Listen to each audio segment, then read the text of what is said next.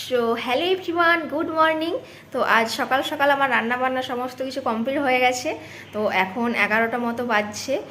তো আমাদের এখানে তো মানে মেদিনীপুরে প্রচণ্ড গরমও পড়ে গেছে। তো আপনারা যারা যারা দেখছেন তাদের এখানে কীরকম গরম পড়েছে কমেন্টে জানাবেন।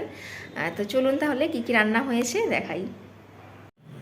তো আজকে রান্না হয়েছে আলু আর পটল দিয়ে মাছের ঝোল।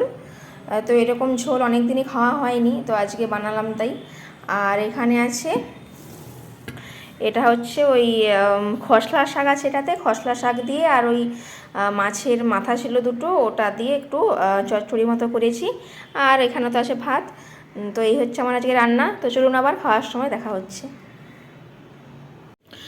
তো এখন আমি খেতে বসে গিয়েছি। আর এই যে আমার লাঞ্চের থালি আজকে সিম্পল শাকের তরকারি, বেগুন আলু দিয়ে আর মাছের মাথা দিয়ে বললামই, আর এই যে মাছের ঝোল। চলুন প্রথমে শাকটা দিয়ে খেয়ে দেখি। এরকম শাকের তরকারি আমি অনেক দিন খাইনি।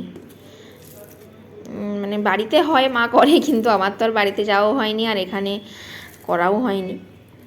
তো অনেক দিন পরেই খাচ্ছি, দেখি।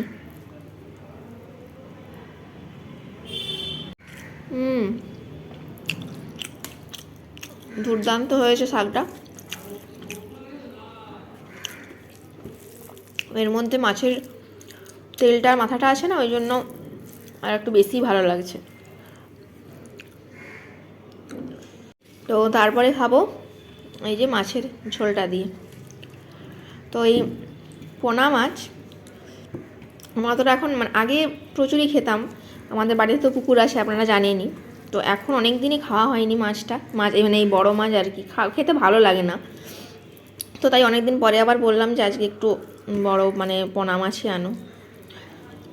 প্রয়োজন একটু পাতলা করে ঝোল করলাম, এই যে একটু আলু দিয়ে আর এই যে পটল আর একটু মাছ দিয়ে খেয়ে নিই।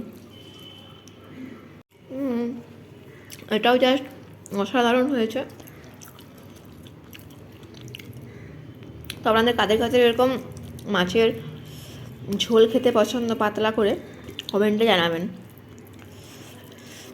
আর সৌরভের এরকম শাকের তরকারি খুব পছন্দ, আমার অতটাও ভালো লাগে না শাক ডাল, ওর খুব পছন্দ এই শাকের তরকারি।